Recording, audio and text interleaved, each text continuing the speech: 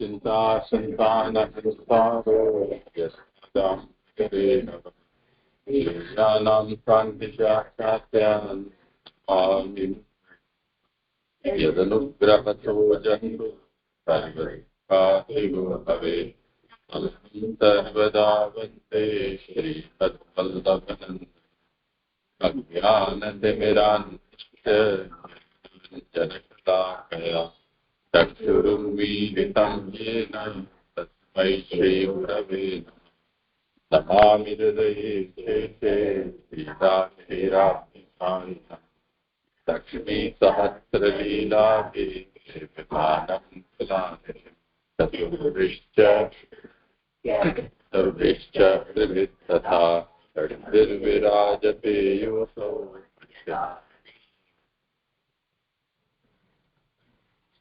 સારી છે કરો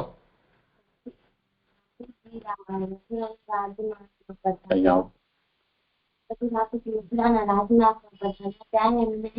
એક સ્ત્રી દેખાણી ઠાકોરજી એમને પૂછ્યું તમારું નામ શું છે, તમે કોણ છો? તો ક્યાં જાઓ છો? તો એમને કીધું કે હું કંસની દાસી છું, એમને જાઉં છું એમ કીધું. તો અને ઠાકોરજી એમને એમ કીધું કે તમે મને આ ચંદન આપશો? તો એમને હા પાડી અને એમને આપી દીધા. અને કુબ્જા એમ 3 જગ્યાથી મુરેલા, એમના અંગ મુરેલા હતા. તો ઠાકોરજીના સ્પર્શથી એમના આખો શરીર એમ ઠીક થઈ ગયો. આખો જે મુરેલા હતા ને અંગ આખા ઠીક થઈ ગયા, પછી સીધા થઈ ગયા. પછી એમને કુબ્જાએ કીધું કે તમે મારા ઘરે પધારો. તો ઠાકોરજીએ કીધું કે ના, હું હમણાં નહીં પધારી શકું, પછી હું આવીશ. ઠાકોરજીએ એમ કીધું કે હમણાં મને કંસ પાસે જાવ. એમના કંસ પાસે જાવ. પછી એટલું જ કર્યું. માંથી શીખ મળે છે કે ઠાકોરજી પોતાના ભક્તોને જ પોતાના મહાત્મા સમજાવે છે અને એમના ઉપર કૃપા કરે છે. આમાં કોણ છે ભક્ત?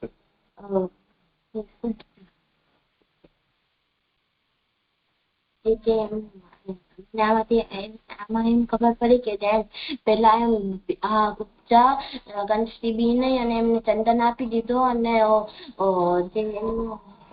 જે ધોબી એમ ઈ કંસથી બી ગયો અને એમને ના આપ્યા. તો ઠાકોરજી ક્રોધ આવીને એમનો ગલો કાપી દીધો હતો. એનો વધ કર્યો. તો એ મને એમ ખબર પડી કે ઠાકોરજીને આપણે ઠાકોરજી પોતાના ભક્ત પર જ કૃપા કરે. કુબ્જા તો કંસના માટે બધી સુગંધિત વસ્તુ લઈને જઈ રહી હતી અને ઠાકોરજીએ માંગ્યું તો એમણે કંસનું હતું એ ઠાકોરજીને આપ્યું. સમજાયું ને? તો ઠાકોરજીએ એને કુબ્જાનું સમર્પણ માની લીધું. એટલે આમ કુબ્જા ભક્ત ન હતી, પરંતુ ભગવાને પોતાના તરફથી એને માની લીધું કે એણે મને સમર્પણ કર્યું છે. પછી જ્યારે કુબ્જા ઉપર ભગવાન પ્રસન્ન થયા તો જો કુબ્જા માંગ્યું હોત તો ભગવાન એમને ઘણું બધું આપી શક્યા હોત, પણ કુબ્જાને ભગવાનના એવા અલૌકિક સ્વરૂપનું જ્ઞાન ન થયું, તો એને જેટલું માંગ્યું એટલું જ ભગવાને એમને આપ્યું. સમજાયું? તો એમાં બીજી વસ્તુ એ સમજવાની છે કે જો આપણને માંગતા ન આવડતું હોય તો કંઈ પણ ન માંગીને ચૂપ રહેવામાં આપણને ફાયદો થાય. કેમ કે જે આપનારો વ્યક્તિ છે, જેમ ભગવાન છે સાક્ષાત, ભગવાન જો પોતાના તરફથી આપે તો આપણે જે વિચાર્યું પણ ન હોય તેટલું ભગવાન આપી દે. અને જો આપણને એ વાતને સમજ ન પડતી હોય અને આપણે કંઈ માંગી લઈએ તો આપણે માંગીને કેટલું માંગી શકીએ. તો કુબજાએ શું માંગ્યું કે થોડી વાર મારા ઘરે પધારજો ને, એટલું માંગ્યું તો ઠાકોરજી એટલું જ આપીને અટકી ગયા. તો કુબજાને માંગતા ન આવડ્યું તો એ ચૂપ રહેતી તો ફાયદામાં રહેતી, પણ માંગ્યું તો નુકસાનમાં રહી. એટલે એવી એક પ્રસિદ્ધ કહેવત છે, ઉક્તિ, માંગે સર્વસ્વ જાત હૈ. જે માંગે એ બધાથી હાથ ધોઈ દે છે, કેમ કે એ માંગે એટલું જ મળે એને. સમજાયું? તો માંગે સર્વસ્વ જાત હૈ એનું ઉદાહરણ કુબજા છે. માંગવાથી સર્વસ્વ જાય, બધું જાય. હે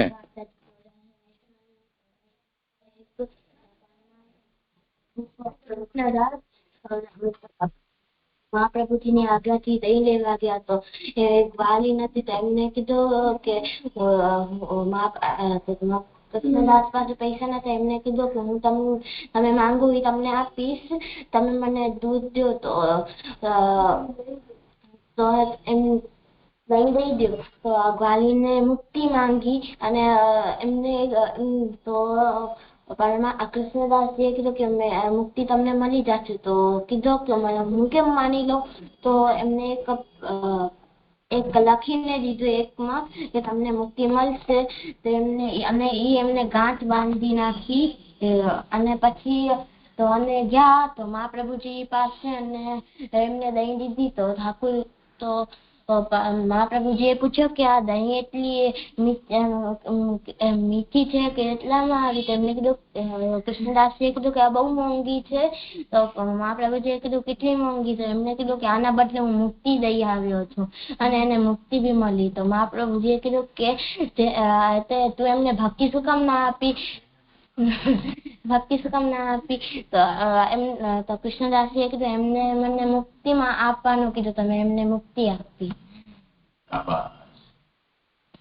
આનાથી શું સમજાય છે કે આપણે માંગવું ના આવડતું તો આપણે ના માંગવું જોઈએ.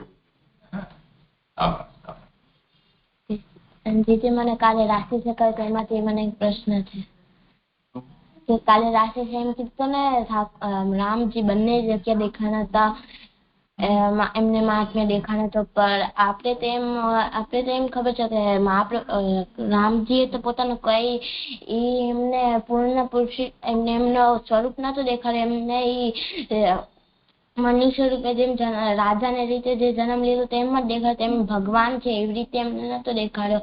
તેમ બંને જગ્યાએ દેખાય ને એમને મહાત્મા કેમ દેખાડ્યો? રાકેશ, તને પાસે આવી ગયો ને? હા રાકેશ બોલ. તો તે કથા કરી એમાંથી સવાલ થયો છે, જવાબ તને જ આપવો પડશે.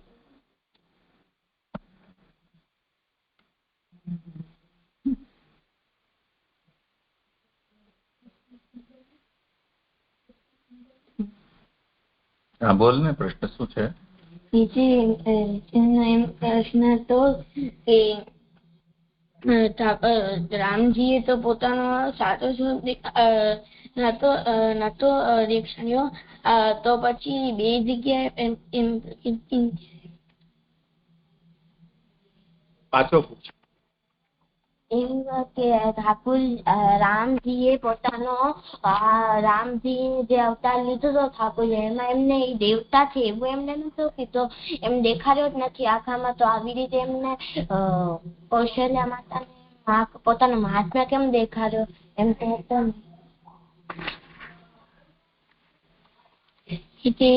કૌશલ્યા માતાજી હતા તે તેમના. સૌથી પહેલા મને તું એ કે આ તે ક્યાં વાંચ્યું હતું? કઈ બુક? એ જે આપે જે તુલસીદાસ વાળી પધરાવી હતી ને એમાં આવ્યું છે.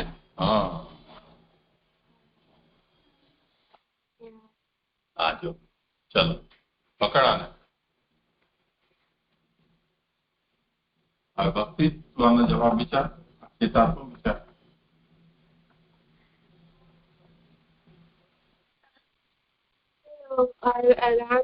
રામજી છે એટલે કે જેમ કૃષ્ણ ચરિત્રમાં આવ્યો કે યશોદા મૈયા છે એમણે ઠાકોરજીને મૂકીને હાલ્યા પધારી ગયા, તો ઠાકોરજીએ એવું કંઈક કર્યું, એવી કોઈ લીલા કરી જેનાથી યશોદા મૈયા પાછા ફર્યા, જેમ શકટભંજન લીલામાં છે, પછી કાલે જે કાવ્યાએ કરી દામોદર લીલામાં એવી રીતે પાછા યશોદા મૈયા એના પાસે ખેંચાઈ આવે, એટલે એમ પોતાનું મહાત્મ્ય બતાવ્યું. એવી જ રીતે અહીંયા કૌશલ્યા માતા છે એ રામજીને મૂકીને હાલ્યા ગયા, એટલે પોતાનું મહાત્મ્ય બતાવીને એમને શીખાવા માંગતા હતા કે મને મૂકીને ન જાવ, એટલે મતલબ એમ થઈ શકે.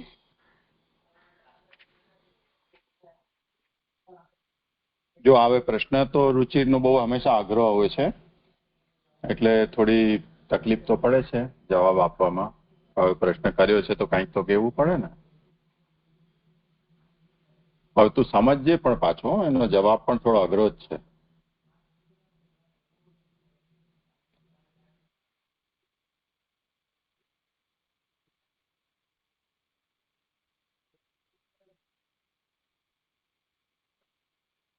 એક હું સરળ ઉદાહરણ આપું છું.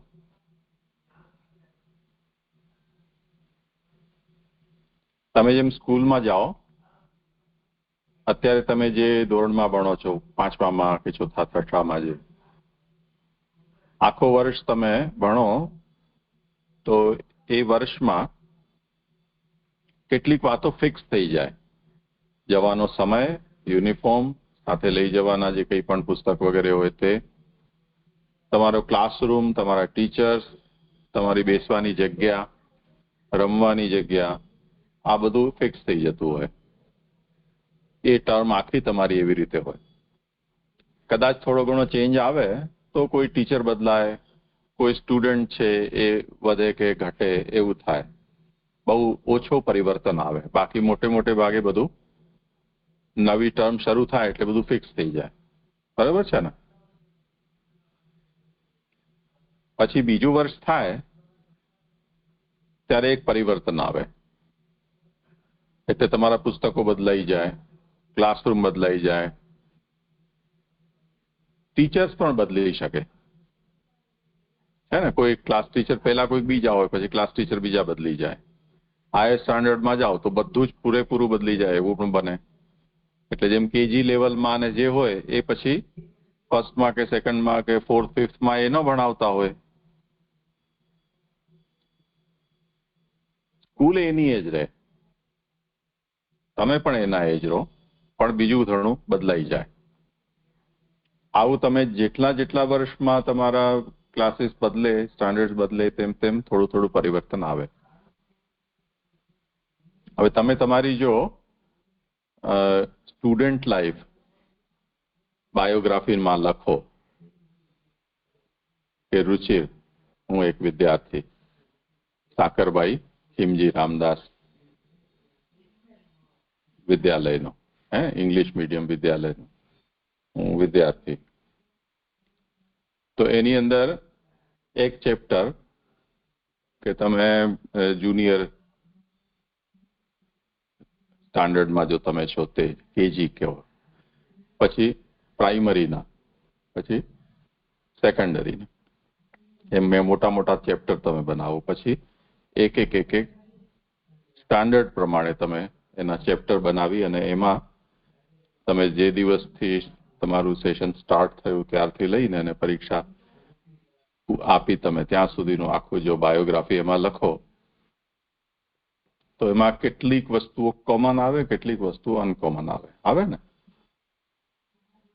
પણ જે સ્કૂલ લાઈફ છે તમારી એ એક જ છે તમારી, પણ વર્ષ પ્રમાણે વર્ષનું એક સાયકલ છે, એમાં કેટલીક વસ્તુ કોમન આવે, કેટલીક અનકોમન આવે. બરોબર છે? શું આપણે સ્કૂલ જઈએ, એક વર્ષ ખતમ થાય, એક વર્ષમાં જે કરાવ્યું એ એક વર્ષમાં આખું જાય, કે બુક ઈ જ હોય, આખા વર્ષની જ બુક હોય, એ જ યુનિફોર્મ હોય, અને ઈ આખો ચાલતો હોય. પછી બીજો વર્ષ આવે તો એમાં બુક બધી બદલી જાય,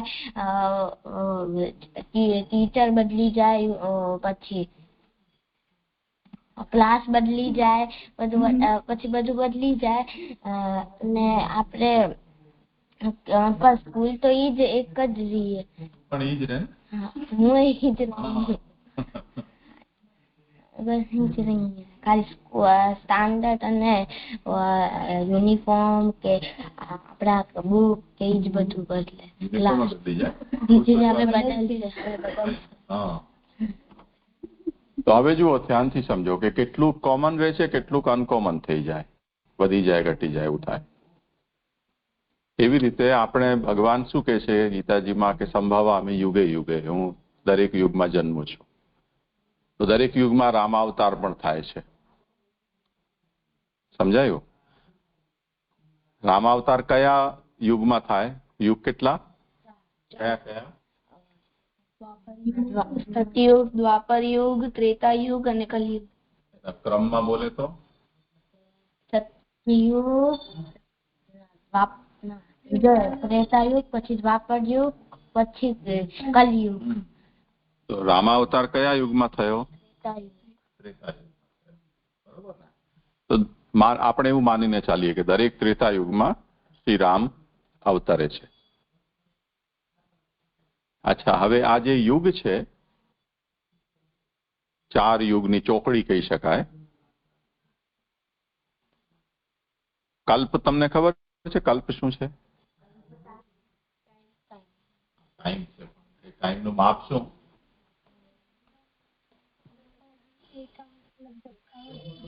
પલક નહીં, બ્રહ્માજીનો એક દિવસ બરાબર એક કલ્પ. એટલે જે ટાઈમ ડ્યુરેશન છે, માની લો 12 કલાકનો આપણે દિવસ માનીએ આપણો, તો બ્રહ્માજીના જે 12 કલાક બરાબર એક કલ્પ. બ્રહ્માજીની 12 કલાકની રાત્રિ એટલે બીજો કલ્પ, એટલે કલ્પની રાત્રિ. તો અહોરાત્ર એને કહેવાય. અહો એટલે દિવસ અને રાત્રિ એટલે રાત્રિ, ડે નાઇટ. તો બ્રહ્માજીના જે ડે નાઇટ છે બરાબર એક કલ્પ. એક કલ્પમાં કેટલા યુગ થાય?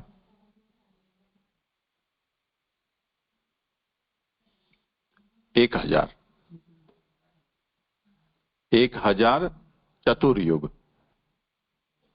એટલે ચારેય યુગનું સાયકલ 1000 વખત ફરી જાય એક દિવસમાં બ્રહ્માના. તો એક કલ્પમાં કેટલા, માની લો દર ત્રેતા યુગમાં રામાવતાર થતો હોય તો એક કલ્પમાં કેટલી વખત રામાવતાર થાય?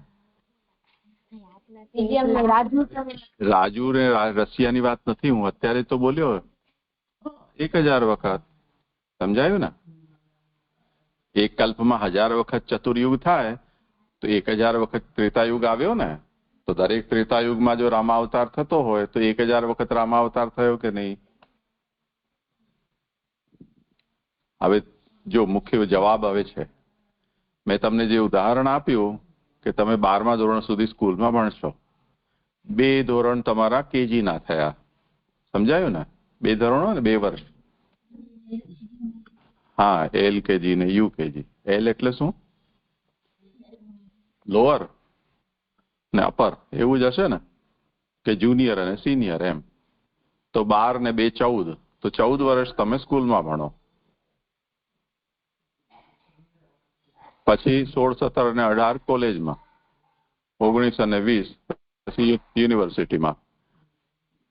પછી તમને ધક્કો મારીને કાઢી મૂકે, પછી આવો તોય ના આવો, હે ને?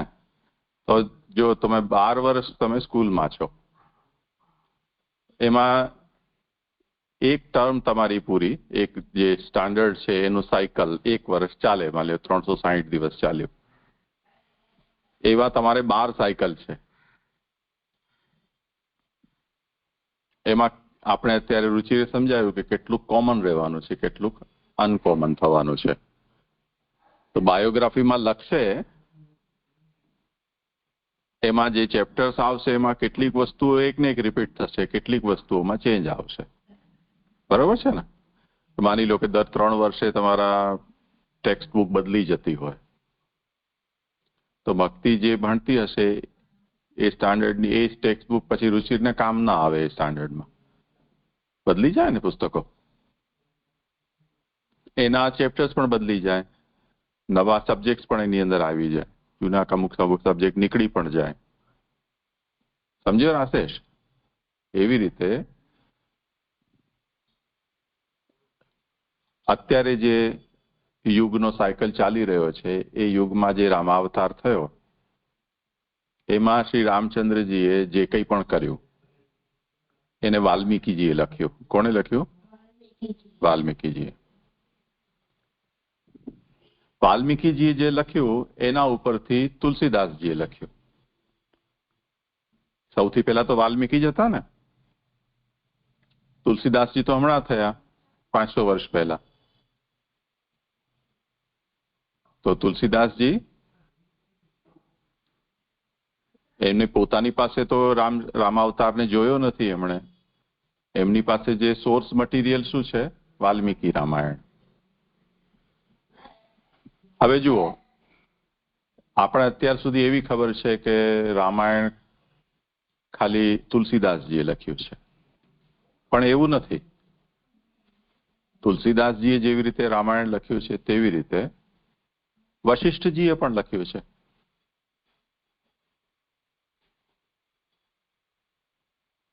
રામાયણ દુનિયાભરમાં લગભગ 40 જેટલા એડિશન જુદા જુદા રામાયણના છે. એટલે જો આપણે કંબોડિયામાં જઈએ, મ્યાનમારમાં જઈએ કે બાલી વગેરે પ્રદેશો છે તેમાં જઈએ, શ્રીલંકામાં જઈએ, દક્ષિણ ભારતમાં જઈએ, તો એ બધી જગ્યાએ આપણને રામાયણના અલગ અલગ વર્ઝન મળે છે. અને એ રામાયણ એમને ત્યાં ન જાણે કેટલા સમયથી એ રામાયણ પ્રસિદ્ધ છે. અને એ એટલી પ્રસિદ્ધ છે કે હજારો વર્ષ જૂના જે એમને આ ગુફાઓમાં શિલ્પ છે એમાં એ રામાયણ કોતરેલી છે. તે જ રીતે ચિત્રો છે ગુફામાં, એમાં ચિત્રોની અંદર પણ છે. તે લોકોની જે લોક પરંપરા જે છે ચિત્રકલાની, જેમ રોગાન અને એવું બધું આપણે કચ્છમાં માટીનું કામ અને એ બધું હોય છે ને, એવી રીતે બસ્તરમાં, અહીંયા મધ્યપ્રદેશમાં, બધી જગ્યાએ દરેકની લોકલ ચિત્રકલાઓ છે જે ગ્રામીણ લોકો પોતાના ઘરો ઉપર કરતા હોય, કપડા ઉપર જેમ બાટિક ને આ બધું કરે છે તે રીતે. એ બધામાં પણ એ રામાયણના ચિત્રો બને છે. એની બહુ લાંબી પરંપરા છે. કોઈને ખબર નથી કે આ કોણે શરૂ કરી, ક્યારે શરૂ કરી. એ જ રીતે રામાયણની પણ બહુ લાંબી પરંપરા છે.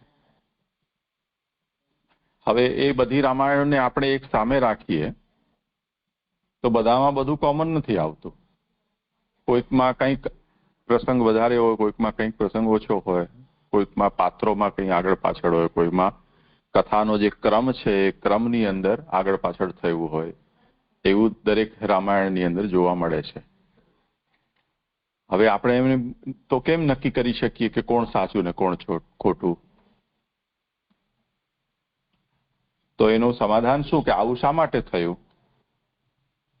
આવા થવાનું કારણ એ છે કે યુગે યુગે રામાવતાર થયો તે વખતે કોઈક યુગમાં એવું બન્યું તો એની રામાયણ એવી રીતે લખાણી, બીજા યુગમાં રામાયણ રામચરિત્ર કંઈક બીજા પ્રકારનું થયું એટલે રામાયણ એ પ્રમાણે લખાયું. સમજાયું ને? જેમ આજકાલ હવે આપણી પાસે જેમ તમે આજે આવ્યા, આજે રાત્રે લાલ બંડી પહેરી છે, રુચિરે સફેદ બંડી પહેરી છે. કાલે તમે આવશો તો જરૂરી નથી ને કે આ જ પ્રકારના રંગની ને આ જ બંડી પહેરીને આવશો, તમે બદલીને આવશો. તો કાલનું જે વર્ણન હશે એમાં એ રંગ બદલી જશે કે નહીં બદલી જાય? તો તમે એના જ રહેશો, છે ને? આજે રુચિના માથા ઉપર વાળ છે, કાલે ઓર વધારે તાજી કરાવીને આવે તો વાળ ઓછા થઈ જાય.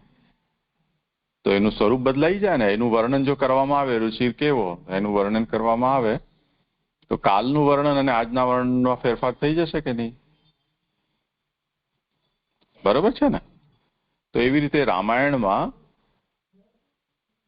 એવી જ રીતે મહાભારતમાં પણ, શ્રી કૃષ્ણના ચરિત્રમાં પણ, આ જેટલા પણ પુરાણોની અંદર જે ચરિત્રો છે એમાં જે યુગમાં કે જે કલ્પમાં જે પ્રકારનો ભગવાનનો અવતાર થયો અને અવતાર જે કાર્ય કર્યા એનું વર્ણન શાસ્ત્રમાં પ્રાપ્ત થાય છે. એમાં જુદા જુદા પુરાણમાં જુદા જુદું વર્ણન મળે છે. એનું કારણ કલ્પભેદ છે કે યુગભેદ છે. કલ્પભેદ કે યુગભેદ એટલે કોઈક કલ્પમાં ભગવાને એવું કર્યું એનું વર્ણન એ રામાયણમાં તે રીતે છે, કોઈક યુગમાં ભગવાને તે પ્રકારે કર્યું તો તે યુગમાં તે રીતે વર્ણન છે. સમજાયું ને? તો હવે આનો જવાબ શું કે તુલસીદાસજી એ જે આ વાત લખી છે કે કૌશલ્યા માતાને શ્રી રામે પલનામાં પોળતા હોય ત્યાં પણ દર્શન આપ્યા અને એમનું જે પૂજાનું સ્થાન હતું ત્યાં ભોગ આરોગતા પણ દર્શન આપ્યા. એમ બંને જગ્યાએ એક સાથે દર્શન આપ્યા. તો રુચિરે એમ પ્રશ્ન કર્યો કે રામ તો મર્યાદા પુરુષોત્તમ તરીકે પ્રકટ થયા હતા, એટલે કેવલ મનુષ્ય રૂપમાં જ ભગવાન શ્રી રામ છે, એમણે પોતે અવતાર લીધો હતો. તો ભગવાન તરીકે એમણે આવું પોતાનું વ્યાપક રૂપ કેમ દેખાડ્યું, અથવા એ રૂપે ભગવાને દેખાડ્યું એવું આપણે કેમ કહી શકીએ કે રામાયણમાં એ વાત કેમ આવી? તો એનો ઉત્તર શું કે કોઈક યુગમાં શ્રી રામ પોતાનું એવું મહાત્મ્ય પણ દેખાડ્યું હશે, એટલે આવું વર્ણન તુલસીદાસજીએ કર્યું છે. હવે તુલસીદાસજીએ જે રામાયણ લખી છે તો તુલસીદાસજી પાસે ઘણા બધા, એકથી વધારે રામાયણના એડિશન એમની પાસે સોર્સ મટીરિયલ તરીકે ઉપલબ્ધ છે. એટલે કંબ રામાયણ પણ છે, યોગ વાશિષ્ઠ પણ છે, એટલે વશિષ્ઠ રામાયણ પણ છે, પછી વાલ્મીકીનું પણ રામાયણ છે, તેવી જ રીતે બીજા પણ રામાયણો તુલસીદાસજી પાસે છે. ઉપરાંત તુલસીદાસજીની પોતાની અનુભૂતિ, એ ભક્ત હતા, શ્રી રામના ભક્ત હતા, તો એમને પોતાની દૃષ્ટિથી પણ વાલ્મીકીજીએ ભલે શ્રી રામના ચરિત્રનું વર્ણન મર્યાદા પુરુષોત્તમ તરીકે કર્યું હોય, પણ એનો અર્થ એવો નથી કે જે વાલ્મીકી રામાયણમાં નથી લખેલું એવું રામચંદ્રજીએ કર્યું ન હોય. સમજાયું ને? હું એક્ઝામ્પલ આપું કે વાલ્મીકી રામાયણ અત્યારે આપણે લઈને બેસીએ, એમાં રામચંદ્રજી સવારે ઉઠીને એને દાંતણ કરતા હતા કે નતા કરતા એનો વર્ણન આવે છે? નહીં મળે આપણને. તો આપણે એમ માનવાનું કે રામચંદ્રજી કોઈ દિવસ દાંતણ કર્યું જ નહીં હોય?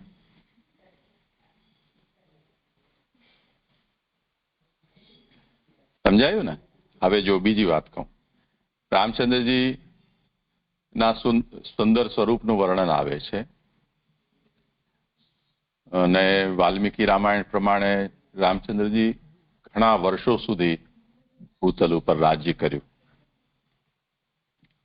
આપણે મનુષ્ય તરીકે જન્મીએ જેમ રામચંદ્રજીનું ચિત્રનું વર્ણન આવે છે, વનવાસનું વર્ણન આવે છે, એમાં આવે છે કે મસ્તક ઉપર જટા બાંધીને એમણે પૂરો વનવાસ કર્યો. પણ એકે તમે ચિત્ર રામચંદ્રજીનું એવું જોયું છે કે જેમાં એમને દાઢી મૂછ હોય? તો ઉગી હશે કે નહીં? માથામાં વાળ ઉગે તો મોઢામાં દાઢી મૂછ ઉગે કે ન ઉગે? તો શું આપણે એમ માનવાનું કે રામચંદ્રજીને મૂછ ઉગતી જ નથી કે દાઢી ઉગતી જ નથી? તો જે વસ્તુનું વર્ણન નથી, એવું બન્યું ન હોય એવું કહેવાનો મતલબ નથી. પણ જે વાલ્મીકીને જે વસ્તુનું વર્ણન કરવાનું ઉચિત લાગ્યું છે એ એમણે વર્ણન કર્યું છે. તો આને બે રીતે જવાબ આપી શકાય. એક તો યુગભેદ કે કલ્પભેદથી, કે વાલ્મીકી રામાયણમાં જેનો ઉલ્લેખ નથી એવી લીલા શ્રી રામચંદ્રજી કોઈ બીજા યુગમાં અવતાર લીધો ત્યારે કે બીજા કલ્પમાં અવતાર લીધો ત્યારે કરી હશે, એનું સંકલન તુલસીદાસજીએ પોતાની તુલસી રામાયણમાં કર્યું, માનસમાં. બીજી વસ્તુ એ કે વાલ્મીકીએ કોઈ વસ્તુનું વર્ણન કરવાનું ઉચિત ન માન્યું હોય, એનો અર્થ એવો નથી કે એવું ચરિત્ર શ્રી રામચંદ્રજીએ કર્યું નથી. તુલસીદાસજીને એની અનુભૂતિ થઈ છે એટલે એમણે એ રામચરિત્રની અંદર એનું વર્ણન કર્યું છે. તો બે જવાબ થયા આના. સમજાયું ને? હવે તું કહીશ આ જવાબ?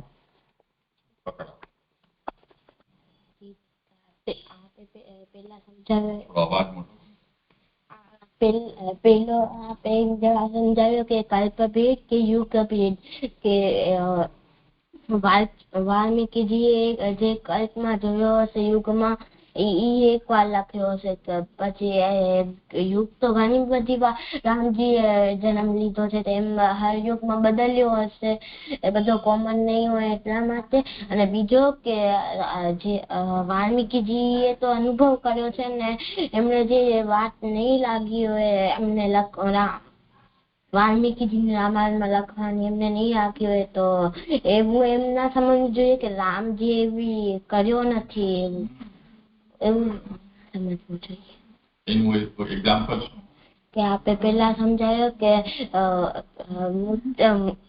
એમને વનવાસ ગયા એમના માથા પર જતા હતી પણ કોઈકમાં એમને નથી કે રામજીને મૂછ્યું કે દાદી ઉઠી આવી છે તો હવે આપણે એમ સમજીએ એમને દાદી કે મૂછું ઉગી જ નથી એમ સમજાય ને. બીજા એક્ઝામ્પલ એમ સમજાય કે વાલ્મીકી રામાયણમાં એમને ઉઠીને દાંતણ નહીં કર્યો હોય તો એમ સમજવું કે એમને દાંતણ જ નહીં કર્યો હોય. કરતા જ હશે વિરુદ્ધથી જન્મ્યા દાંત હોય દાંતણ તો કરે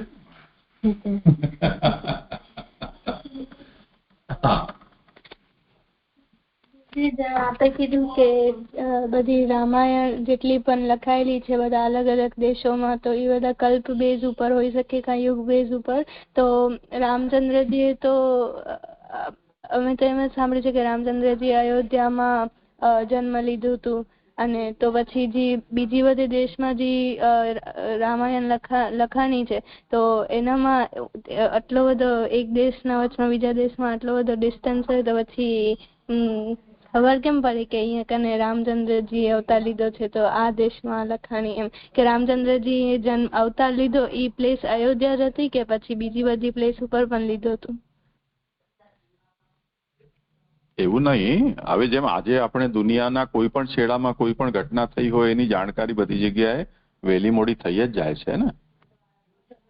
નાની નાની ઘટનાઓ છે એની પણ આપણને જાણકારી મળી જતી હોય છે. તો શ્રી રામના જન્મનો કેમ કે દશરથ બહુ મોટા રાજા હતા તે પછી શ્રી રામ પણ રાજા થયા અને લંકા સુધીનું આખું યાત્રા થઈ, લંકા વિજય કર્યો અને પછી શ્રી રામચંદ્રજી રાજા થયા અને ભરત લક્ષ્મણ અને શત્રુઘ્ન એમણે દિગ્વિજય કર્યો. તે આ બધા દેશો સુધી એમનું રાજ્ય હતું જે આપણે અત્યારે ગણાવી રહ્યા છીએ. તો ત્યાંના તો રામચંદ્રજી પોતે રાજા જ હતા. તો રામચરિત્ર બધી જગ્યાએ પ્રસિદ્ધ થઈ ગયું. સમજાયું ને? આ લાહોર જે છે પાકિસ્તાનનું અત્યારે જે કહેવાય છે ત્યાં સુધી આ બાજુ આપણને રામચંદ્રજીનું રાજ્ય, ઉઝબેકિસ્તાન સુધી આપણું હિન્દુસ્તાનનું રાજ્ય ફેલાયેલું હતું ને ત્યાંના જ્વાલા દેવીના મંદિર અને ઉઝબેકિસ્તાનમાં છે એ તો ઠેક યુરોપ પહોંચી ગયો. સમજાયું ને? તો એવું નથી, પ્રસિદ્ધિ તો પહોંચી જાય ને ધીરે ધીરે. તો ઠીક છે, હવે આ થઈ ગયું ને સ્પષ્ટ. ચલો હવે આપણે થોડું કીર્તનનું કરીએ રેકોર્ડિંગ.